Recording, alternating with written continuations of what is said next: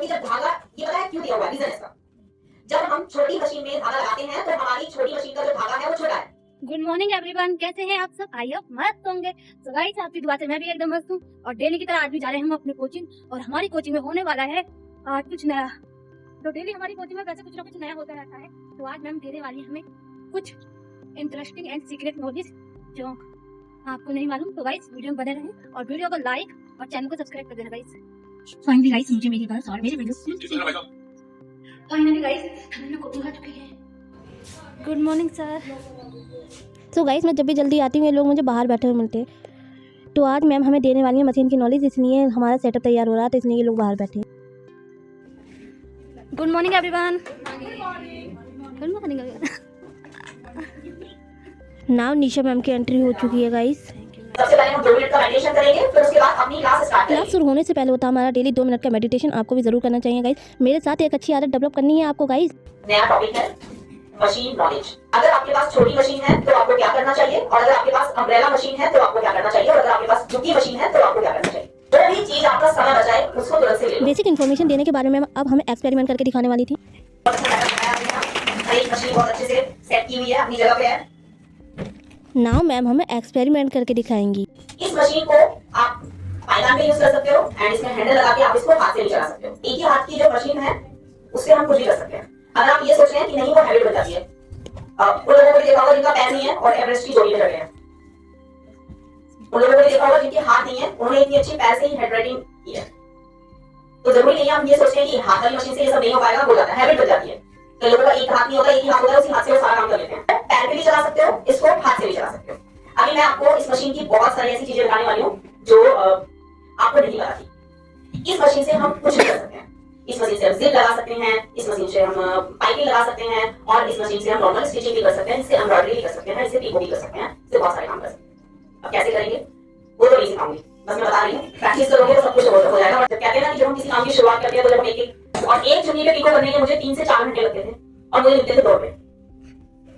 मुझे 2 रुपए मिलते थे और यहाँ मैम बहुत इमोशनल हो गई थी अपनी जर्नी को याद करके। मुझे अपनी साड़ी वगैरह कहीं वो ऐसा ना करे कि वो ब्लाउज भी लेके चला जाए और बोले कि शाम में पिको कराऊंगा, मंडे में वो ब्लाउज भी स्टिच करा दूंगा। तो इसलिए मैंने वो पिको नहीं किया था। और इसलिए मैं चाहती हूँ कि जो भी मेरे स्टूडेंट्स मुझसे क्लास लेते हैं ना, मुझे पता है, मुझे पैसे की वैल्यू का पता है। आज मैं बहुत ज्यादा खर्च नहीं करती हूँ क्योंकि मुझे पैसों की कीमत का पता है, कैसे पैसे कमाए जाते हैं, कैसे अरेंज किया जाता है। इसलिए मेरे लिए एक एक स्टूडेंट बहुत ज्यादा कीमती है। जब क्लास लेती हूँ तो अगर एक स्टूडेंट का रिजल्ट नहीं आता ना तो मुझे बहुत दुख होता है। मुझे इसकी फीलिंग अंदर से पता चलती है। बहुत सारे स्टूडेंट ऐसे हैं जो मुझसे बात करना चाहते हैं लेकिन उनकी आंखों में ना वो जो कहना चाहते हैं वो कह नहीं पाते, लेकिन मैं सब समझ लेती हूँ। उनके अंदर की बात भी मैं समझ लेती हूँ। मतलब मुझे पता है मैंने 0 से शुरू किया था, तो मैं आप लोगों की फीलिंग्स कदर करती हूँ। ओके, तो इस मशीन से हम एम्ब्रॉयडरी कर सकते हैं। अगर हम इस बोर्ड को निकाल दें तो हम जो रिंग आपको मैंने बताया था कि कपड़े पर रिंग अच्छे से सेट कर लेते हैं। रिंग के ऊपर कपड़ा सेट किया, उसको टाइट किया एंड डिजाइन बनाया, तो इससे भी हम एम्ब्रॉयडरी कर सकते हैं। देखो जब छोटी मशीन का आप यूज करते हैं तो छोटी मशीन में टेंशन होता है और छोटी मशीन में टेंशन पीछे होता है एंड बड़ी मशीन में टेंशन आगे होता है, टेंशन जरूर होता है। जैसे लाइफ में टेंशन है तो टेंशन के बिना तो लाइफ ही नहीं है। तो इसीलिए जब किसी भी मशीन में टेंशन पीछे है तो समझिए वो छोटी मशीन है। आपने अपनी मशीन, अगर आपके पास अम्ब्रेला मशीन है तो उसमें भी देखा होगा, अम्ब्रेला मशीन में भी आपका टेंशन सामने होता है, और जो झुकी मशीनें हैं कोई भी मशीन है सबके सामने होता है। तो छोटी मशीन होती है उसमें पीछे होता है। तो आपको कंफ्यूज नहीं होना है कि मशीन में धागा कैसे डालते हैं। जैसे इस मशीन में डालते हैं वैसे ही अम्ब्रेला मशीन में डालते हैं, वैसे ही झुकी मशीन में डालते हैं। आप जहां पे भी आपको सेट ये दिया होगा धागा डालने का जो स्टैंड होता है ना, वो ऑलरेडी हर मशीन में होता है। जो आपकी झुकी मशीन है उसके पीछे होता है और जो आपकी अम्ब्रेला मशीन है वो यहाँ पे होता है। छोटी मशीन में यहाँ पे होता है। धागा यहाँ पे आया, देन उसके बाद आपका टेंशन से पहले एक और स्टेप होता है। झुकी मशीन में भी आपको मिलेगा और अम्ब्रेला मशीन में भी मिलेगा। फिर इसके बाद आपको टेंशन में डालना है। स्टेप बाय स्टेप आप नोट भी कर सकते हैं। जब आप डेली की क्लास लेंगे तो डेली की क्लास में आपके पास नोटबुक और पेन जरूर होना चाहिए। यहाँ पे रखना है, फिर उसके बाद यहाँ पे आना है, फिर यहाँ के बाद टेंशन में आना है। टेंशन में आएंगे, टेंशन के बाद आपको इसमें धागा डालना है, टेंशन के बाद आपको इसमें धागा डालना है। तो ये भी आपका हर मशीन में होता है। आपके पास चाहे अम्ब्रेला मशीन है या झुकी मशीन है तो आपको यहाँ के बाद यहाँ पे धागा डालना है। देखो आप यहाँ के बाद आपको यहाँ डालना है एंड यहाँ के बाद एक और पॉइंट होता है निडल से पहले, इसके बाद और निडल में डालने से पहले वो हर मशीन में आपको मिलेगा। फिर आपको यहाँ पे धागा डालना है, देन फिर उसके बाद सीधा डायरेक्ट निडल में धागा डालना है। स्टेप बाय स्टेप हो गया ना, अभी डाल के दिखाऊंगी। पैर निकाल के ही आपको अपनी मशीन को ऐसे ओपन कर लेना है।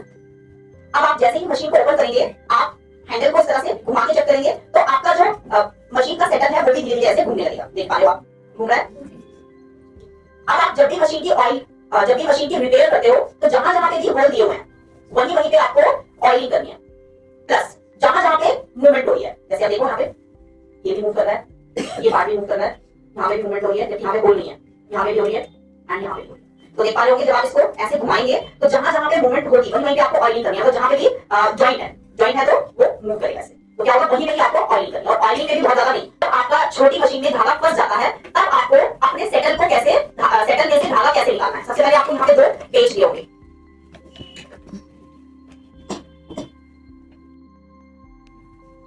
अब देखो इसको ओपन कर लिया। आपको इसे यहाँ पे कहाँ पे रोकना है, पहले आपको ये देखना है।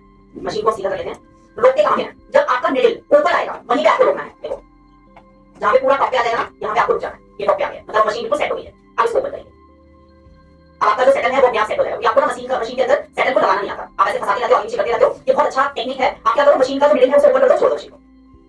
अब इसको क्लीन कैसे करना है, जो सेटल है इसके ऊपर एक बड़ा सा पेज दिया हुआ है, इसको ओपन करेंगे।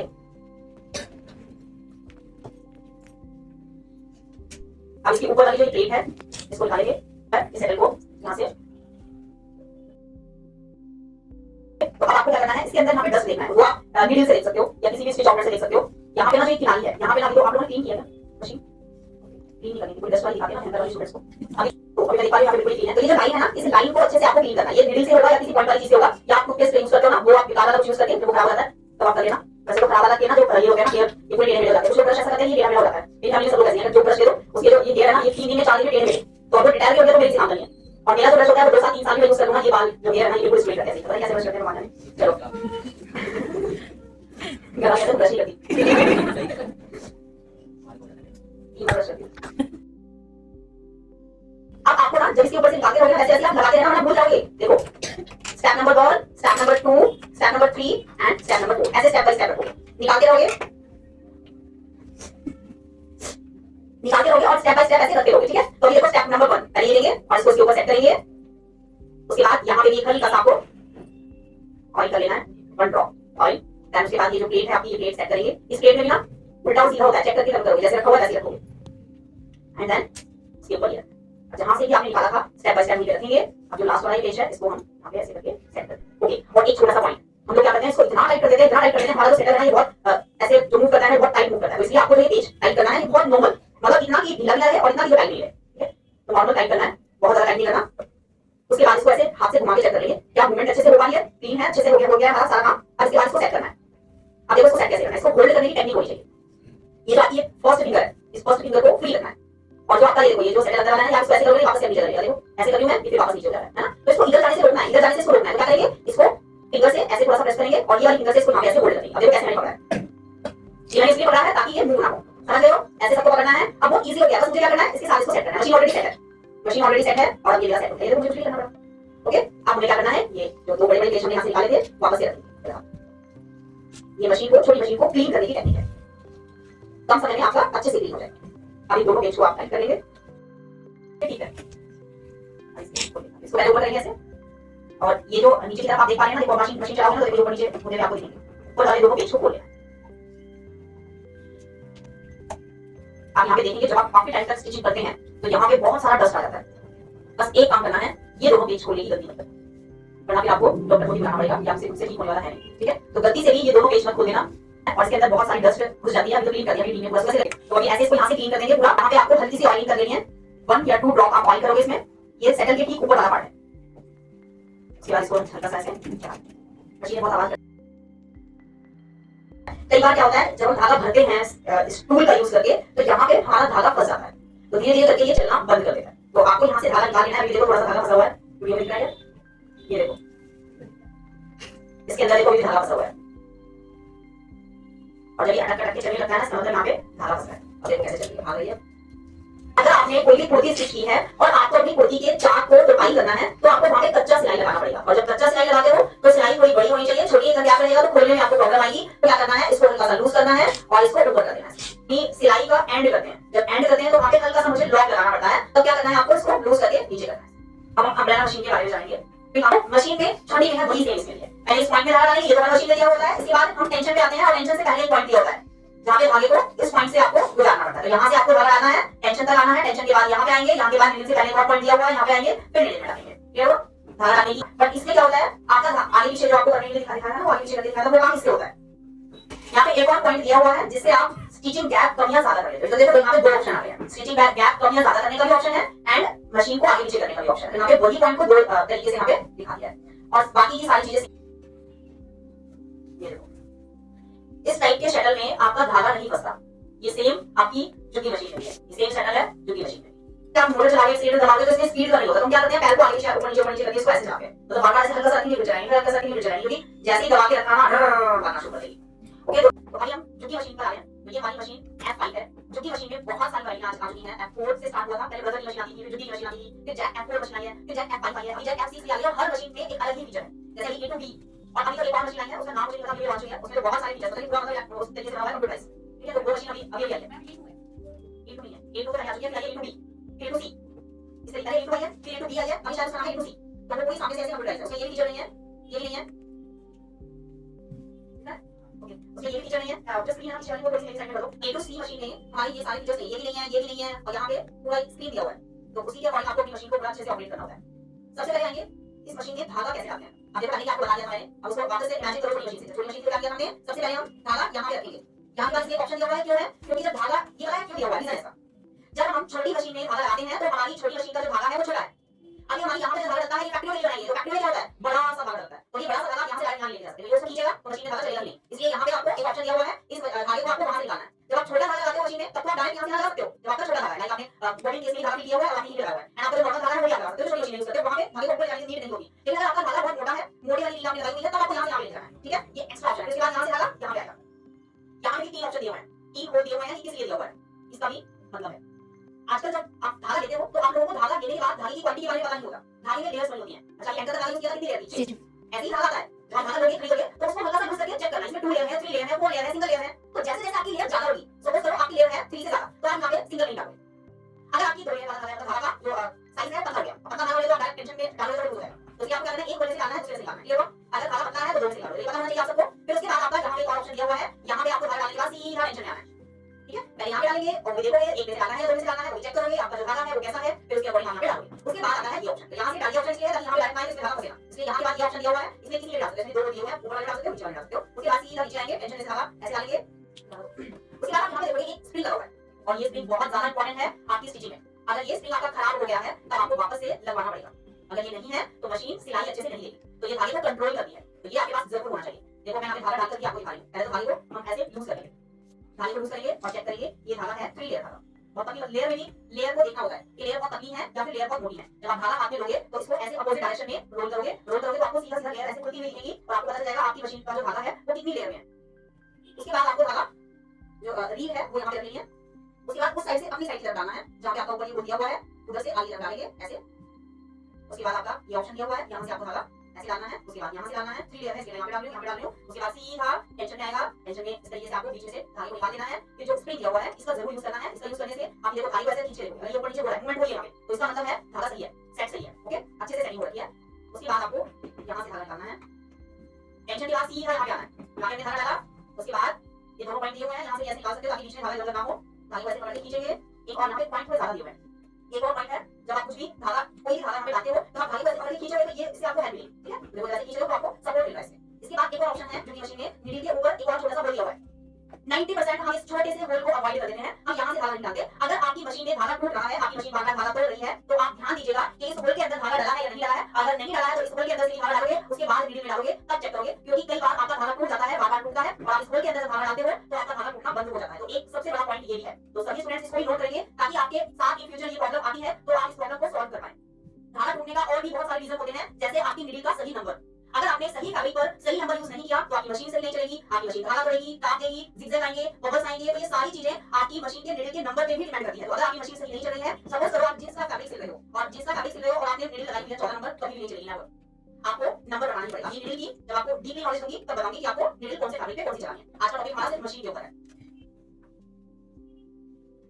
ओके, एक पॉइंट और भी है, हम जब भी अपनी मशीन में धागा डालते हैं, नीडल में धागा डालते हैं तो हमारी नीडल सही से लगती नहीं है हमारी मशीन में, इसीलिए हमारा धागा टूटने लगता है। तो देखो इतने सारे रीजन है। तो आपको क्या करना है, अपनी मशीन के नीडल में चेक करना है। एक तरफ नीडल में लाइन बनी होती है, ऊपर से नीचे तक पतली सी धारी बनी होती है। एक साइड में आपका प्लेन पार्ट होता है, जो आपकी नीडल का प्लेन पार्ट है वो आपके अंदर वाली साइड में होगा और आपकी नीडल में ऊपर से नीचे तक लाइन बनी होती है, वो लाइन होगी आपकी बाहर वाली साइड में, मशीन के बाहर वाली साइड। ठीक है, तो इस तरीके से आप अपनी मशीन में निडल लगाओगे। अगर आपने गलत तरीके से लगाई तो भी आपकी मशीन धागा ढूंढना शुरू कर देगी और मशीन अच्छे से चलेगी नहीं। अब हम सेटल कैसे लगाएंगे मशीन में वो देखेंगे। बॉबिन और बॉबिन केस, ये हमारी बॉबिन है और ये हमारी बॉबिन केस है।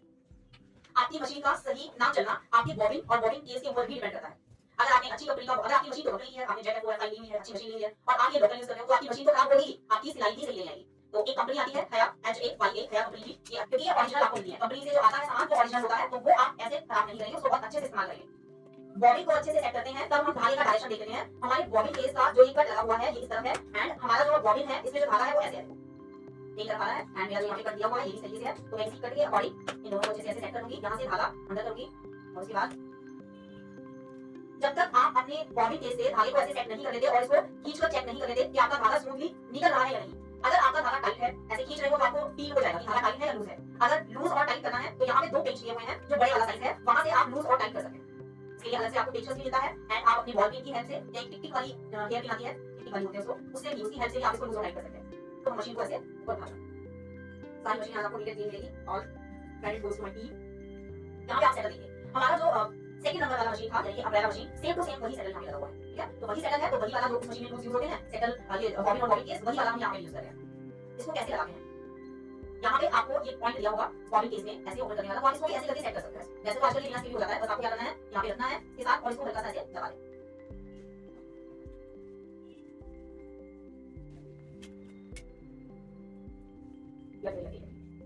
ओके, अब देखो इसको आप अच्छे से ऐसे सेट करोगे, ये आपको अपनी साइड में रखना है, ठीक है। ये जो कट है ये आपको अपनी साइड में रखना है और इस तरीके से लगा देंगे और इसको ऊपर से ऐसे प्रेस कर देंगे, उंगली से दबा देंगे। फिर से एक बार और देखिए, और इसको निकालने के लिए आपको इस पत्ती को, लीफ को ऊपर की तरफ करना है और ऐसे निकाल देंगे। देखो कैसे लगाना है आपको, ये जो आपका ये पॉइंट है जहाँ से ओपन हो रहा है ऐसे, ये जो आपका ये ओपन होता है ये आपको अपनी साइड में रखना है, इसको अपनी साइड में रखेंगे और वैसे के वैसे ही आप इसको सेटल के साथ ऐसे सेट करेंगे। जब आप सेटल के साथ इसको सेट करोगे ऊपर से फिंगर से आप इसको ऐसे दबा, एक आवाज भी आती है, कट सेट हो गया, ठीक है। अब इसको मशीन को ऐसे सेट कर लेंगे। आपकी मशीन का ये आगे वाला पार्ट ऐसे घुमाना है, हाथ से इसको ऐसे घुमाएंगे, मिडिल आपका नीचे जाएगा और नीचे का धागा ऊपर लेकर आ जाएगा, ऐसे आपका नीचे का धागा ऊपर आ गया। अब इसको आप बूट को, आपका जो नी है, घुटना है, घुटने से मशीन के नीचे की तरफ जो आपका ये नी लिफ्टर लगा हुआ है राइट की तरफ करना है। जैसे आप राइट की तरफ जाएंगे तो आप ऊपर देखोगे आपका जो बूट है ये ऊपर उठ जाता है। ऐसे आप घुटने को लेफ्ट टू राइट करके अपने नी लिफ्टर से इसको ऊपर नीचे कर सकते हैं। एक और भी ऑप्शन होता है आपका इसको बूट को ऊपर नीचे करने का, पीछे। कई बार नी लिफ्टर काम नहीं करता तो यहाँ पे साइड में एक ऑप्शन दिया हुआ है, इस ऑप्शन से आप अपनी बूट को, मशीन के बूट को ऊपर और नीचे कर सकते हैं। पीछे की तरफ जो दिया हुआ है ये, इसकी हेल्प से भी आप अपने बूट को ऊपर और नीचे कर सकते हैं। वैसे तो नीचे जो नी लिफ्टर है इसकी हेल्प से भी कर सकते हो। मैंने अपनी मशीन के बूट के नीचे फैब्रिक को सेट कर दिया है, अब मैं मशीन को चला रही हूँ। तो हमारी मशीन जब भी रुकेगी, हमारी मशीन की निडल हमारे कपड़े के अंदर ही जाएगी। मैं जब भी अपनी मशीन को चलाऊंगी, ये देखो मेरी मशीन जैसे ही रुकेगी ऑटोमेटिकली क्या होगा, मेरी मशीन का जो निडल है वो मेरे कपड़े के अंदर सेट होगा। जब मुझे इस कपड़े को घुमाना होगा तो मैं नी लिफ्टर की हेल्प से बूट ऊपर करूंगी और इस कपड़े को ऐसे घुमा दूंगी, तो मुझे हेल्प मिलेगी। निडल अंदर है इसलिए हेल्प मिल रही है, अगर निडल नीचे नहीं रुका होगा तो मुझे हेल्प नहीं मिलता। तो मेरी निडल हमेशा मेरी मशीन के इस तरीके से सेट होनी चाहिए। मशीन इस तरीके से सेट होगी तो आपको स्टिचिंग करने में बहुत हेल्प मिलेगी। अब ये सेट कैसे करते हैं ये हमें नहीं पता है। आपके पास यहाँ पे एक ऑप्शन दिया हुआ है, इस ऑप्शन में पी लिखा हुआ है। जब आपका ये पी ई बन जाए तो समझ आना खतरा है। जब आपका ये पी, ज़ूम करो यहाँ पे,